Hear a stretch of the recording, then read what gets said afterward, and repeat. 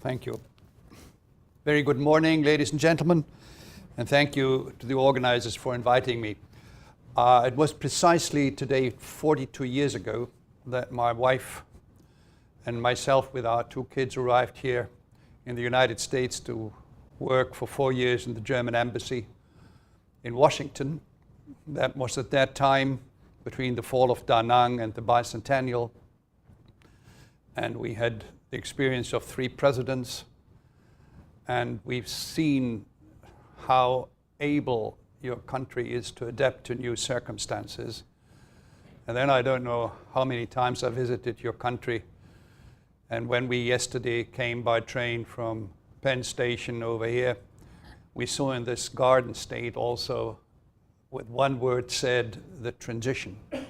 That you have huge industrial ruins, other revitalized areas, and very smart new building areas. So in all these circumstances, we are here and we are fighting for the future. And it is a fight because we don't know yet where the end will be. And in this respect, I'm very happy to give you a kind of complementary view of the bioeconomy from the European perspective. And I have the privilege to have started with that precisely 11 years ago in the European Commission. And I want to share with you a few moments why we did it. Because there are some myths and legends around, and we're just preparing a 200 supplement for one of the most leading scientific journals in the world on the history of the bioeconomy. It was in January 2004 that the OECD goal, no, you didn't work for OECD, it was something else. When the OECD ministers talked about the future of the biotechnology and had about a 12 pages document finished. And there on page 2 was a footnote number 2 in which, for the first time ever on the political stage, the word bioeconomy or bio-based economy appeared. We never heard about that before, never. It simply did not exist, and it does not exist. And then we were phoning with the people in the OECD and said, what is it about? And they had no idea. I said, we don't know really who brought up that idea, and we will not care. There were several chapters that we are going to use bioresources, biological resources. That was the only one really good link to what the content could be, okay? And then we sat down and we said to us, preparing the so-called 7th Framework Program, we are in Gaul, you have very well described this content of that time and of today. We are living in a time where we know very much more on biological resources than before. It's true, the bioeconomy has been practiced for I don't know how many thousand years by mankind. But the big difference from former times and today is we know much more, from DNA sequencing to metaphysics and the nexus with big data, etc. And then we looked again on biological resources and we said there are 4 features, and that is now decisive. 4 features which are unique also in comparison with the fossils. They are renewable, they have a very strong carbon neutrality, they have the potential for being recycled and many times more used. That was the so-called circular element in it. And then, and that was the most important one for an economy, they would offer new functions, longer life, higher stability, less toxicity, etc., when you create new materials. And so we said to ourselves, why are we not trying to build up on the new knowledge of these features, an economy which is based on a stronger use of biological resources? And it went by itself, you know, that there was not an automatism to sustainability, but a very strong closeness. And then we started, and then we had in September 2005, the first big conference in the world, and that was together with the Chinese Minister of Science and Technology on the same day. On the same day had a conference also on the bioeconomy in Beijing, with only one difference. They had 4,000 attendees, we had 400. But that's life. So we then started, and 1.5 years later, I had 2 billion euros for the 7th Framework Program. And now I'd like to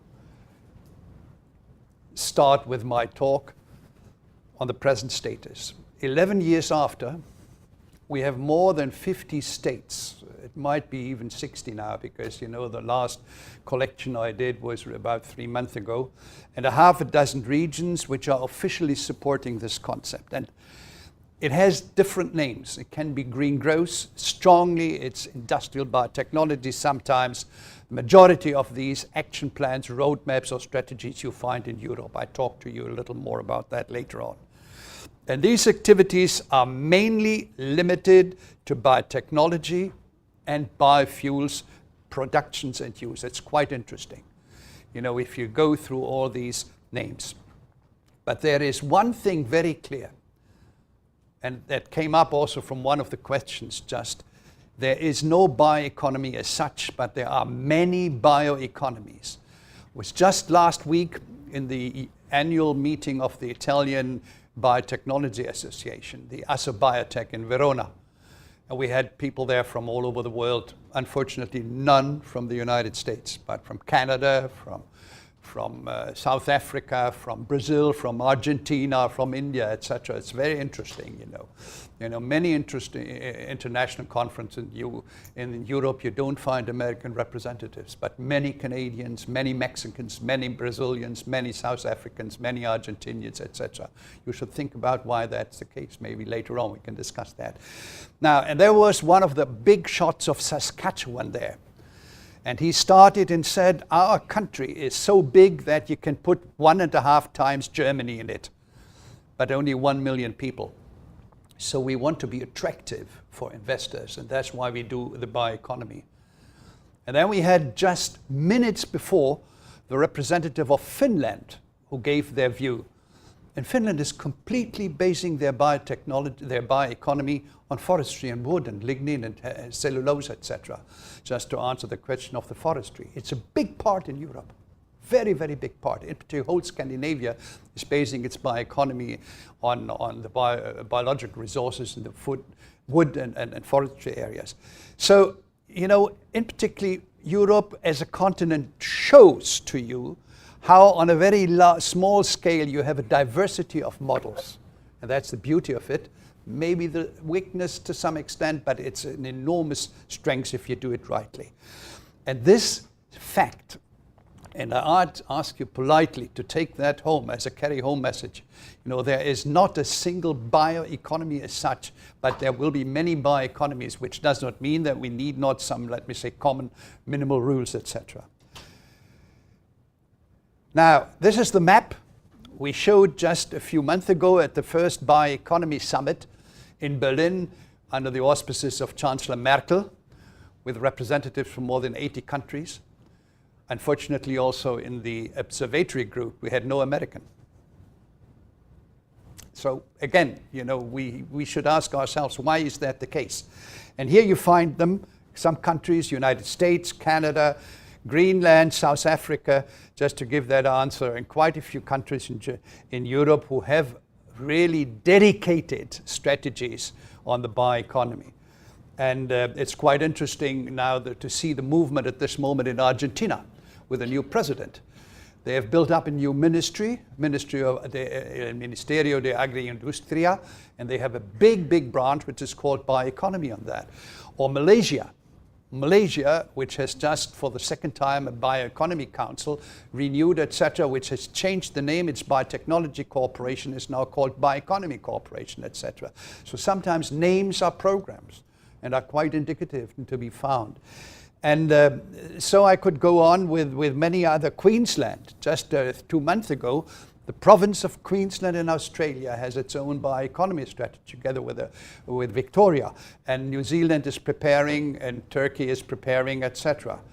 So Europe is at this moment still the continent with most of the countries dealing with it and focusing in it. And this is what I think is indeed quite interesting. And you can have this this map later on. You get my slides, though you need not to write it down. Spain has just published a few months ago its own strategy. France and Norway are supposed to do it in the next 4 weeks. Italy, we just had a representative of the Italian government in Verona. They want to be ready until the end of the year. You have Austria, which will be ready until the end of the year. Ireland, where the Prime Minister personally has nominated a task force to make a decision on whether they want to have their own strategy or not. The Czech Republic, Estonia, Latvia, and Sweden, they work on it, etc. And what I find quite interesting is the UK. I'm not talking about the Brexit and its impact on science, technology, research in Europe, which is, I think, an event for itself, because also the cousinship of the US and the British, if you permit me to say it and to formulate it like that. But the Britons were always lukewarm in anything which was not invented by themselves. I'm sorry to say it like that. I have many, many good British friends and English friends, and also when I worked in Brussels, my best assistants were British, and the British public services I find the best in the world. That's why the Europeans will have tremendous trouble in working out good conditions for the Brexit, you know. But UK is still undecided, but this is not just, it's just half of the truth. They have just published, the department, the BBRC, and also the Department for Business, Innovation and Skills had just published 2 months ago, or 3 months ago, a report which was called, very strange title, Evidencing the Bioeconomy, which is very impressively demonstrating the potentials for the UK. But, and I don't have it written down here, it also demonstrated something else. The enormous deficits the UK has being deindustrialized during the last decades. And that is unbelievable. If you read really between the lines, you know, what is left for industry in the UK? It's not very much. So they concentrate on services, they concentrate on the pharmaceutical parts, they concentrate on networking, etc. It's quite interesting and obvious to see when discussing the bioeconomy. You can find a lot of very important features on a national economic development of a country. What is quite interesting, and next week around that time I will be in Łódź, very close to Warsaw, is what's happening in the so-called Visegrad Group in Eastern Europe. Visegrad Group is a group of Poland, Czech Republic, Slovakia, and Hungary. Well, altogether they have only 70 million people, but very strong agrarian based. That's the point. Very strong agrarian based and very hungry people, you know, dealing with innovations. Very, very hungry. And they have been very much annoyed that on this map, which I showed to you on Europe before, there is a blank space for Eastern Europe. And they now have come up and will have in a few, just next week, the first big conference on Central and Eastern Europe in Łódź, which has been the home of the textile industry in Eastern Europe for 150 years. And they will be opened up by the Polish Prime Minister. You know, you see, just to show you, you know, to what extent these things, also from the innovative part, have been climbing up the ladder of political attention. Now we also in the G7, which is probably very well known to you, US is playing an important part there. We have the G7 dealing with the bioeconomy already twice, and within the G20 group, where Germany will, my home country, will have its chair next year, you know, there's now a working group dealing with the bioeconomy. We had in Brussels, very indicative in November last year, after 10 years after the launch of the bioeconomy, not a kind of RTD summit, but an investment summit, which shows a certain signal of maturity for this economic development, which frankly speaking, 10 years ago we did not expect. Now, as I said, we had the first Global Bioeconomy Summit organized very, very well equipped also for the strategic discussion between the follow-up or the followers of the circular economy and the sustainability movement, etc. We had Jeffrey Sachs there, who in a wonderful way described to us the convergence and the necessity of linking sustainable development and the biological resources use in the bioeconomy to achieve the SDGs. Many of the sustainability development goals and also the Millennium Goals will not be reached if there is not a stronger use of biological resources. And he really did that in a wonderful way, and this was a very good start, that now there is a good political modus vivendi in the United Nations also between the sustainability people and the bioeconomy people. We have many bio-based products now come to the industrial reality. We have numerous bio-based products which are being brought to the market, in particular are when they are in the industrial pipeline. And we had, for example, a so-called Bioeconomy apartment produced in Germany, where during the last Green Week, this is the largest agro-industrial fair in the world, in January, we had about 80,000 visitors only in 3 days. And there was just an open day in all the German ministries in Berlin in end of August, and on one day you had 10,000 people visiting it, where you could see that our daily life is already strongly influenced by bio-based products. It's unbelievable to see that. And we have more than 50 chemical molecules which are being gradually, and I just underline it, gradually replaced to become or to be bio-based. Not just the acid, the acrylic acid, or you have the succinic acid, but also levulinic acids, and so on. And you have very interesting signals for the greening of chemistry. There is one big problem. The big chemical companies don't like that word for whatever reasons.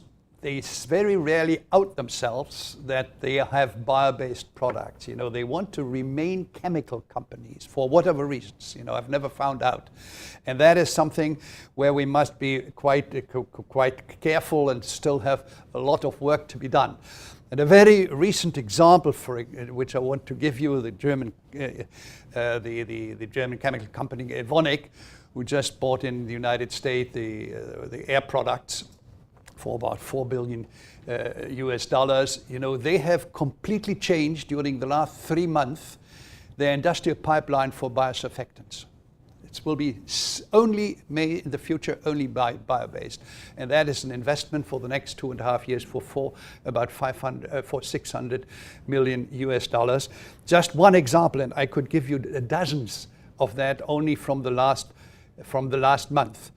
Now we have to observe very clearly that the industry is broadening their portfolio of applications more and more also to daily consumer goods. And that's very important. Now, the US has also discovered that. We have seen that in one of your last reports of the US Bio organization. This has been said, and also by your government. You know, it is healthcare articles, cosmetics, but clothes and garments, you know, and they go from the bio-based PET or the PEF bottles, shoe shine articles, rollers of longboards, etc., etc., and you name it. And I personally have to admit that I cannot follow on the 2 or 3 very good portals which exist in the world, you know, what's happening in EU1.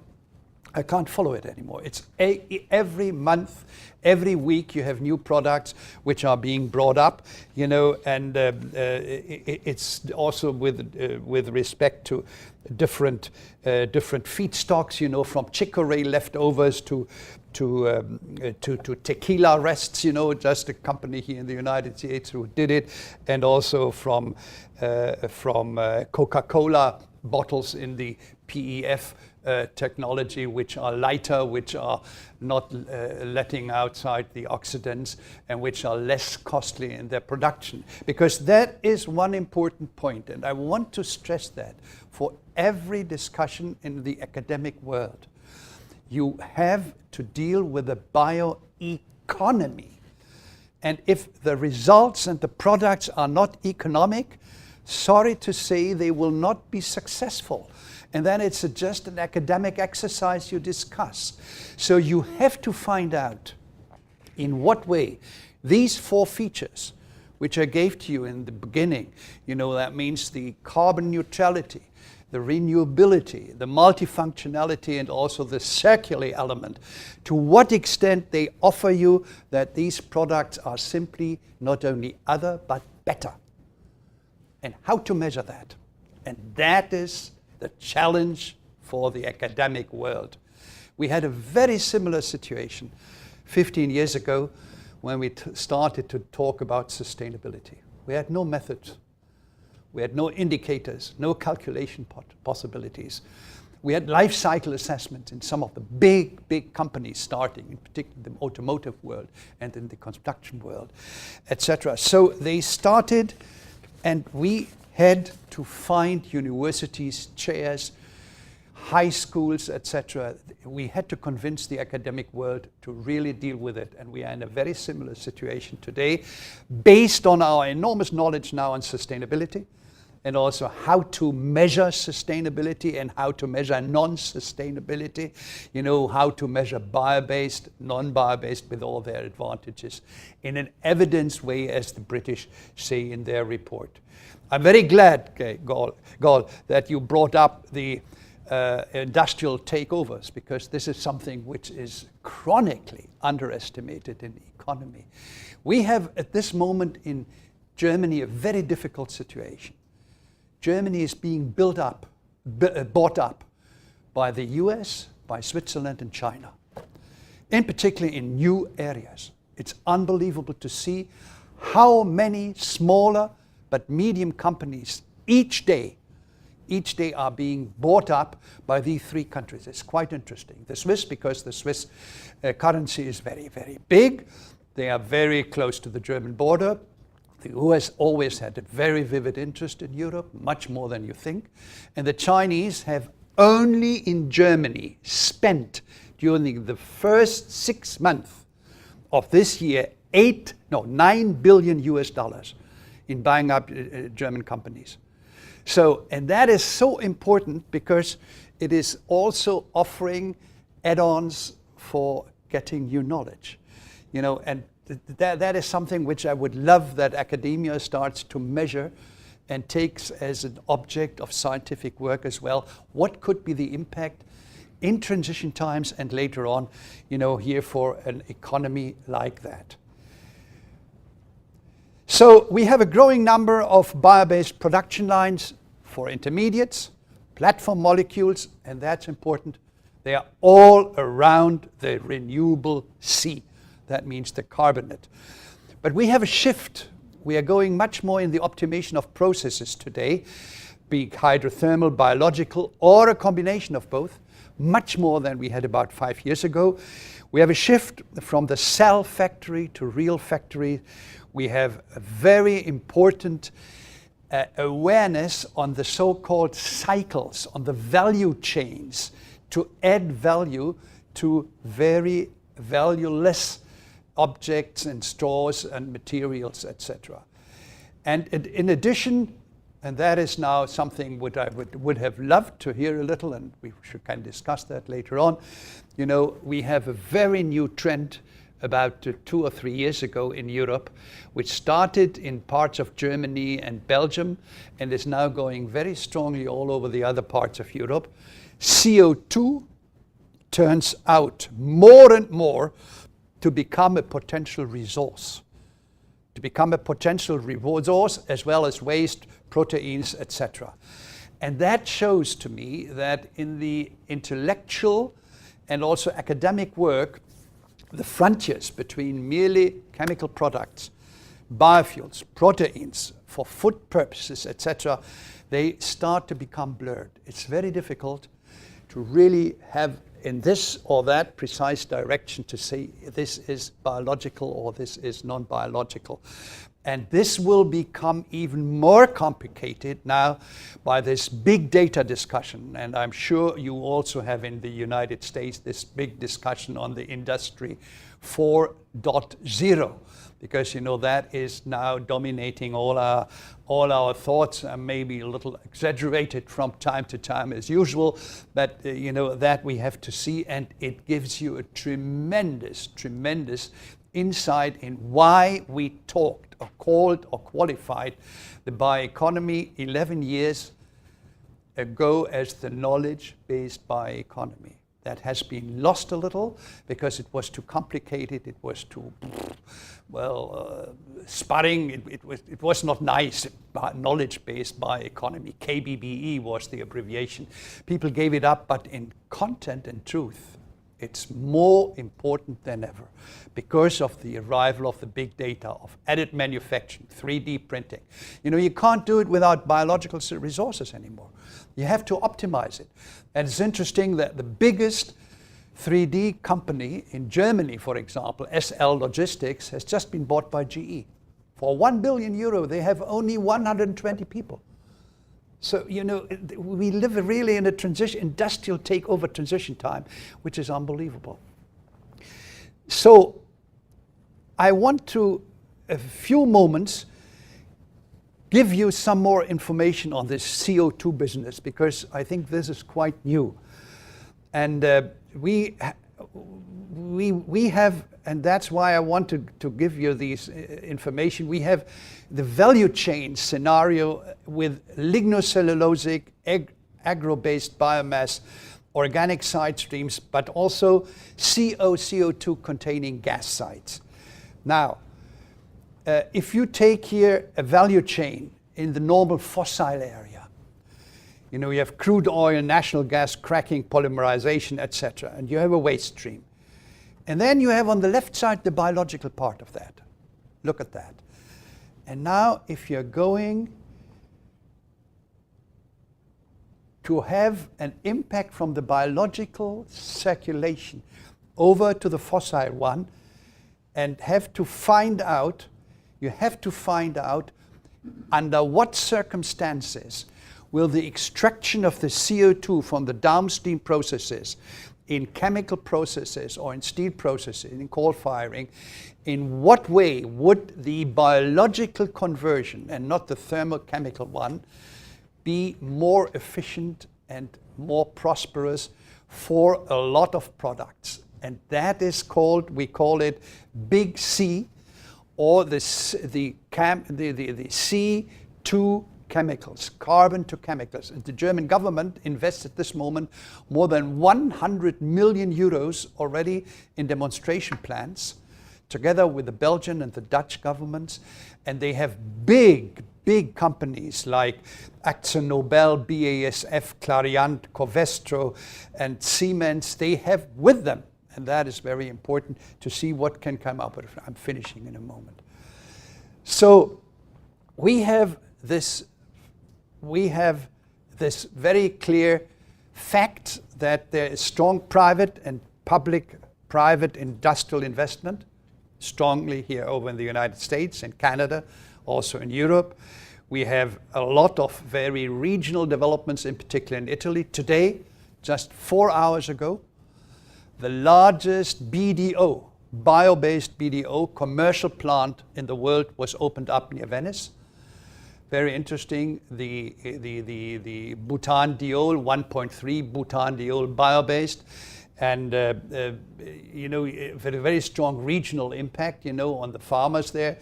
And we also have additional signs of maturity, which I said in particular with respect that countries like the European Union Association and Germany are starting to revise already their strategy, which they have for a few years.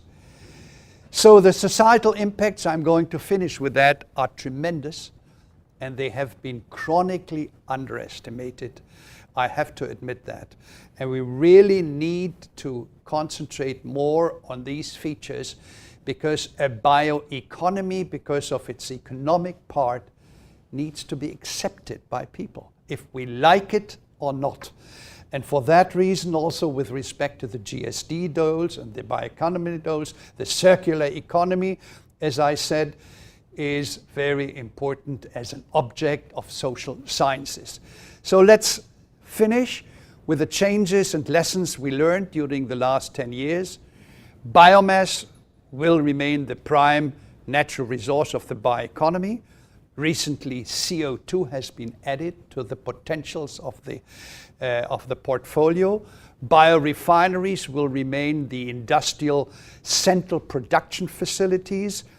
Their primary but not exhaustive feedstock will be biological waste and resources of renewable nature, but we will have new carbonate processing facilities which might be either hydrothermal or biological, like I just described to you. And recyclability, multiple use, the circularity element, linking with the biological resources element, that will be more or less unbeatable. The biotechnology as a driver, in particular industrial biotechnology, together with new knowledge stemming from converging technologies, nano, info, cognito, etc., will become the new driver, and we need that science and social science are really looking on the joint potentials from that. Digitalisation is more visible and less costly than the biologization of industry. We have to look at that very clearly and realistically. Therefore, there's the upper hand for the digitalization. But if they are really doing it jointly, they will be, as I said, unbeatable.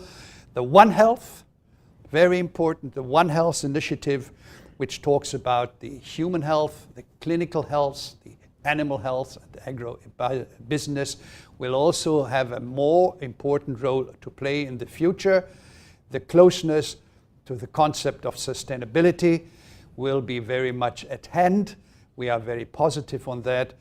And one thing is clear, we should not have a prioritization among the 4 Fs, the food, feed, fiber, fuel, in the way that biofuels get the upper hand. The Europeans made a big mistake 8 years ago, a big mistake. They are going to revise that, and I would love to discuss that with you later on. So last but not least, don't forget, this is a bioeconomy, and as industry is going to do so much already, and with that I'm finishing, there is one final question I want to put to you. What will be the future role of the public hand, of the funding, if industry is ready to do a lot? Is it norms and standards? Is it regulations? Is it that we need to introduce it much more into the COP21 process? Or what is it? This is an important question. I think you also in the United States, with your diversified and different view on the role between state and industry, have to give an answer. Thank you very much.